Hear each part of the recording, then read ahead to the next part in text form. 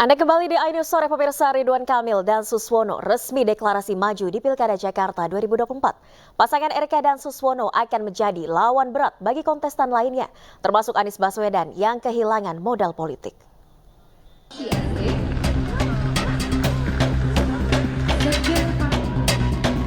Hari ini, Koalisi Indonesia Maju Plus mendeklarasikan Ridwan Kamil dan Suswono sebagai pasangan calon gubernur dan wakil gubernur DKI Jakarta.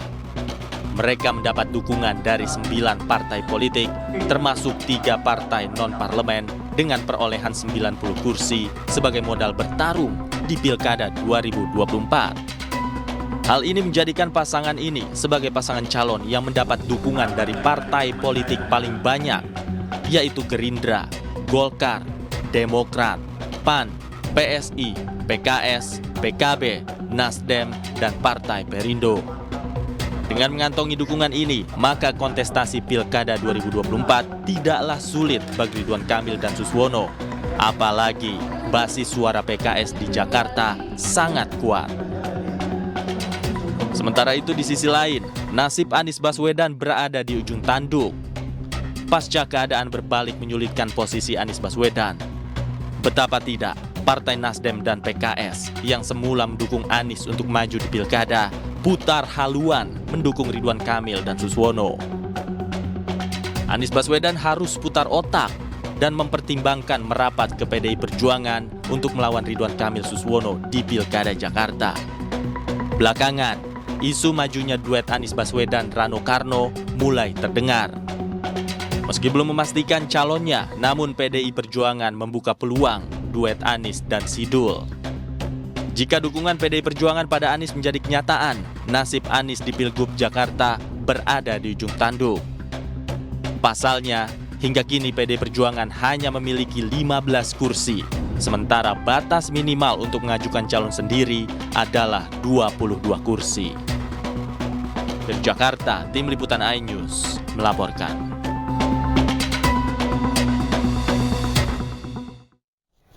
Dan pemirsa, untuk membahas informasi selengkapnya, kami telah terhubung dengan Ketua DPW Partai Perindo Daerah Khusus Jakarta, Effendi Syahputra, juru bicara Anies Baswedan Usamah Abdul Aziz, dan pengamat politik Adi Praitno. Selamat sore, Bapak-Bapak semuanya. Sore. Sore Mbak Nadia. Selamat sore. Baik, saya ke Bang Usama terlebih dahulu. Bang Usama, tanggapan dari pihak Anda terhadap deklarasi RK Suswono? Ya, kita melihat ya bahwa ini gerbong yang amat sangat besar sudah mendeklarasikan dukungannya ke Pak RK. Tapi yang perlu diketahui bahwa politik ini amat sangat dinamis, bahwa ini bukan akhir dari segalanya, bahwa akhir dari segalanya itu tanggal 29 Agustus di mana pendaftaran cagup-cagup ini ditutup. Jadi kita masih punya 9 hari ke depan dan namanya politik masih konstelasinya masih terus berubah. Kita lihat bahwasanya hal-hal seperti ini pernah terjadi juga sebelumnya. Bahwa siapa yang sudah didengungkan tapi akhirnya di ujung ada perubahan. Dan saya rasa peluangnya masih besar dan optimisme masih terus menyala. Dan PDI juga hari ini kita terus berkomunikasi dan dari teman-teman PDI juga masih tetap optimis bahwa kapal ini bisa berlayar.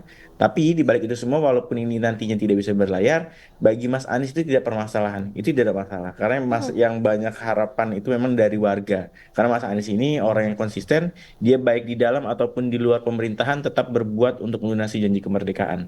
Jadi jabatan bukan segalanya, karena visi hidupnya adalah melunasi janji kemerdekaan, baik di luar maupun di dalam, itu bisa dilakukan bersama-sama. Oke, tapi kan PDIP hanya 15 kursi, Bang Usama. Ada strategi khusus yang dilakukan untuk mendorong Anies tetap melenggang di Pilgub Jakarta? Yang tadi saya sampaikan bahwa konstelasi masih terus bergerak sebenarnya walaupun memang sudah ada deklarasi, tapi kita nggak tahu 9 hari itu waktu yang masih panjang dalam politik karena hitungannya memang jam per jam, menit ke menit, detik per detik. Jadi perubahan masih akan bisa terjadi dan kita lihat aja konstelasi ke depannya, Mbak. Oke, silakan ditanggapi Bang Effendi. Ya, kebetulan baru saja selesai acara deklarasi 12 partai terhadap Kang Emil dan Pak Suswono. Kalau ngelihat semangat kebatinannya dalam 9 hari ke depan mungkin agak sedikit tipis itu. Seperti harapannya Bung Usamah terjadi dinamisasi dalam politik Jakarta. Karena saya lihat tadi bagaimana PKS, PKB yang selama ini menjadi garda terdepannya Mas Anies memang tadi sudah langsung, bahkan PKS sendiri tadi datang langsung presidennya ya, Pak Ahmad Saiku, yang satu-satunya yang menjadi ketua umum yang hadir di acara deklarasi dan langsung menyatakan bahwa PKS merasa saat ini adalah waktunya Pak Ridwan Kamil, seorang teknokrat yang punya visi untuk membangun Jakarta. Nah, berangkat dari sana, saya berkeyakinan kalau melihat situasi kebatinan politik di area deklarasi tadi, rasa-rasanya kok ya sudah agak ini ya, solid dukungan ke Pak Ridwan Kamil, tapi tentu saya juga setuju dengan Mas Usama, apapun yang terjadi di politik, tidak ada yang bisa menebak detik-detik akhir, injury time, sama seperti sepak bola akan ada mungkin gol-gol injury time, tapi ya kembali lagi saya katakan tadi, kalau lihat kesulitan tadi para partai pendukung, apalagi dalam satu pidatonya Kang Emil sempat menyatakan bahwa ini suatu hal yang luar biasa, cagupnya Golkar, wagupnya PKS, panitia penyelenggaranya Gerindra, kira-kira lebih seperti itu tadi yang disambut meriah oleh seluruh peserta. Artinya memang ini adalah bagian rekonsiliasi politik setelah terjadinya persaingan di pemilu 2024 kemarin. Karena kita zoom aja, Bang. Oke, baik. Bang Effendi, kalau nantinya Anda harus menghadapi Anies dan Dharma, mana lawan yang lebih kuat untuk RK Suswono? Tentu semua lawan tidak boleh dianggap sepele gitu. Apalagi dengan situasi politik Jakarta yang tidak bisa ditebak juga.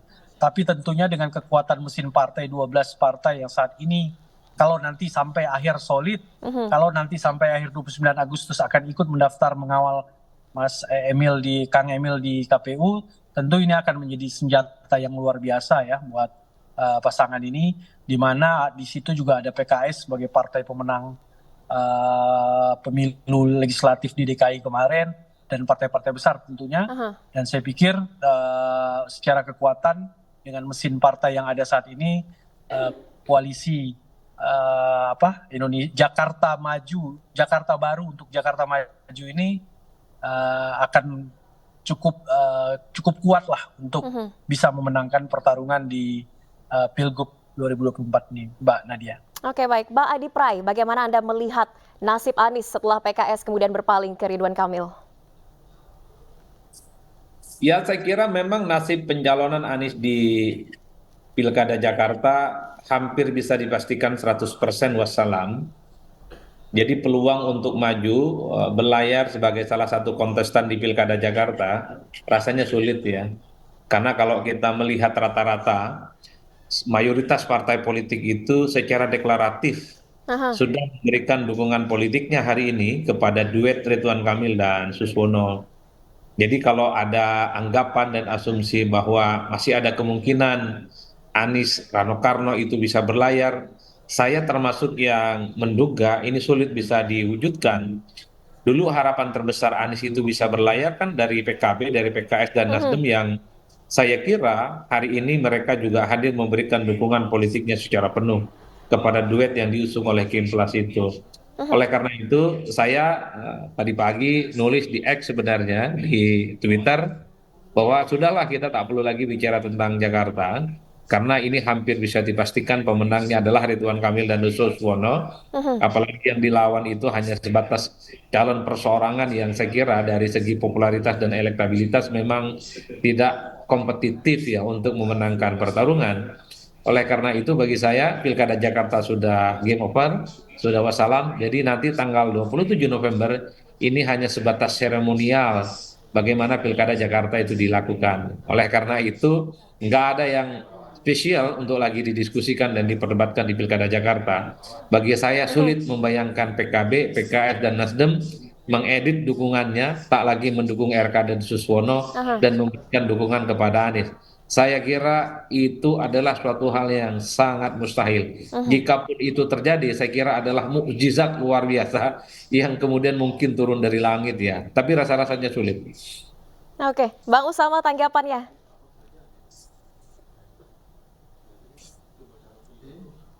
Mohon maaf, audionya masih termute, Bang Usama. Ya, selama janur kuning belum melengkung, rasanya masih banyak yang bisa ditikung gitu, Bang. Jadi, Masih optimis tetap jadi ya Bang? peluangnya masih besar ya, hari-hari juga ke depan masih banyak. Jadi kita lihat aja ke depan bahwasanya, tapi kita yakin sekali lagi ini bukan soal Anies Baswedan semata, ini bukan soal pilkada, tapi ini adalah praktek pembegalan demokrasi. Kita punya pengalaman dulu pada saat masa Pak Fauzi Bowo Mhm. melawan Pak Adang Doro Jatun, bagaimana Pak Fauzi Bowo sebenarnya punya kemampuan untuk memborong partai, tapi akhirnya tidak, karena beliau masih punya etika dan masih Mhm. mempunyai mimpi besar untuk demokrasi. Akhirnya dia bisa maju, dia bisa melawan PKS dengan itu pada saat Adang Doro Jatun. Tapi hari ini kita tidak melihat hal itu. Ini adalah suatu proses yang menurut saya memilukan. Selagi sebagai anak muda juga kita melihat bahwa ini menjadi bingung juga. Kira-kira para senior ini mau meninggalkan demokrasi seperti apa untuk masa depan kita nanti gitu loh. Mhm. Rasa-rasanya Indonesia Emas 2045 makin jauh bisa diraih apabila demokrasi hari ini sudah dibegal oleh para mereka-mereka yang punya kuasa. Oke. Itu aja. Tapi kan tadi yang disebut Bang Usama, Pak Anies sebetulnya jabatan ini tidak penting begitu. Kalau Ya, nantinya betul. gagal Betul. melenggang, apakah legowo, Bang Usama? Iya dong, karena kan maju di pilkada itu bukan permintaannya beliau. Mhm. Tapi pada saat itu pertama kali adalah diajukan oleh partai. Partai yang mengusung beliau. Beliau tidak meminta apapun. Partai yang mengusung dan karena melihat ada elektabilitas yang besar, punya pengalaman dan semuanya memungkinkan, akhirnya partai mengusulkan. Kalau dari Pak Anies sendiri tidak pernah meminta sedikit pun. Mhm. Tapi karena memang ini ada amanah dari partai yang mendukung pada saat itu, ada PKB, PKS dan Nasdem, dan akhirnya ya beliau menyatakan diri siap. Namun bila memang hari ini amanahnya tidak diberikan, ya tidak masalah, Mhm. Oke, gitu. baik. Baik, Bang Effendi Dika tadi kalau menurut Bang Adi Pray, nanti seremonial saja pilkada karena yang terkuat RK Suswono. Kalau dari pasangan RK sendiri, apakah akan berkomunikasi juga mungkin dengan Anies? Karena dulunya sempat menjabat juga, mungkin meminta saran terkait dengan kepemimpinan di Jakarta. Saya pikir belum ada arahnya ke sana ya. Saya pikir lebih kepada bagaimana komunikasi politik terus dibangun sampai tanggal 29 nanti, justru dari koalisi besar ini menginginkan seperti tadi Pak Fahri juga menyampaikan bahwa menginginkan supaya ini aklamasi saja gitu loh Jakarta ini. Mhm. Jadi mungkin ini sebagai kode sign juga supaya partai yang belum bergabung ya udah bareng-bareng aja untuk aklamasi satu komando untuk Jakarta, sehingga ini merupakan bagian dari rekonsiliasi politik secara nasional khususnya di wilayah Jakarta. Jadi kalau untuk komunikasi dengan Pak Anies mungkin tadi tidak dibicarakan, tapi yang pasti Kang Emil sendiri mengapresiasi kinerja gubernur-gubernur Oke. sebelumnya, baik Pak Artinya dengan Anies. 90 kursi sekarang di Kimples masih mengupayakan komunikasi agar parpol lain bergabung, Bang Effendi? Iya, tadi ada omongan seperti itu, artinya kalau ini aklamasi semua partai akan lebih baik gitu loh. Jadi Mhm. sepakat semua gitu. Tapi tentu tadi saya tambahkan bahwa Pak Kang Emil menyampaikan bahwa dia sangat mengapresiasi semua kinerja gubernur-gubernur DKI sebelumnya, DKJ sebelumnya, baik itu Mhm. Pak Heru, Pak Anies, Pak Jokowi, dan kerja-kerja mereka yang baik akan diteruskan, dan yang masih belum terlaksana beliau dan Pak Suswono berjanji akan melaksanakan setelah mereka menjabat nanti. Jadi belum ada arahnya untuk berkomunikasi dengan Pak Oke. Anies.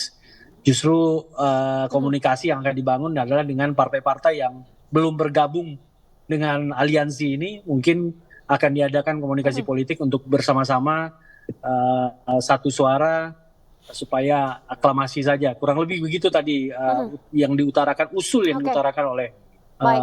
Pak Fahri Hamzah dari Partai Gelora. Baik, terakhir saya ke Bang Adi Pray. Kalau melihatnya seperti ini, bagaimana peta politiknya kemudian?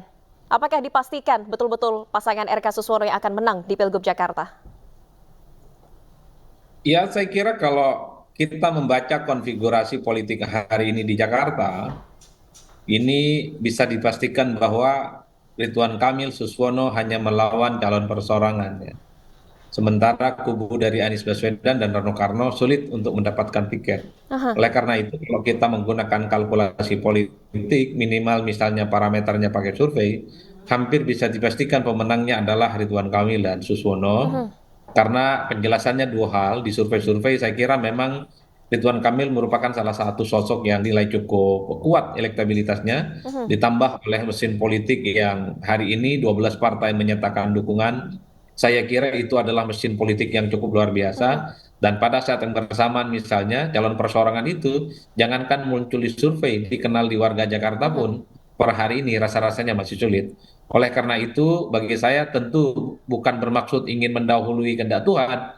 Hampir bisa dipastikan Pilkada Jakarta itu pemenangnya adalah Ridwan Kamil dan Pak Suswono. Bagi saya sudah wassalam Pilkada Jakarta. Oke, baik. Kita sama-sama nantikan 29 Agustus siapa yang akhirnya akan berkontestasi di Pilkada Jakarta 2024. Terima kasih banyak Bang Effendi, Bang Usama, dan Bang Adi Prait telah bergabung di ID Sore. Sehat selalu, Terima kasih. Bapak-Bapak. Terima kasih Mbak Nadia.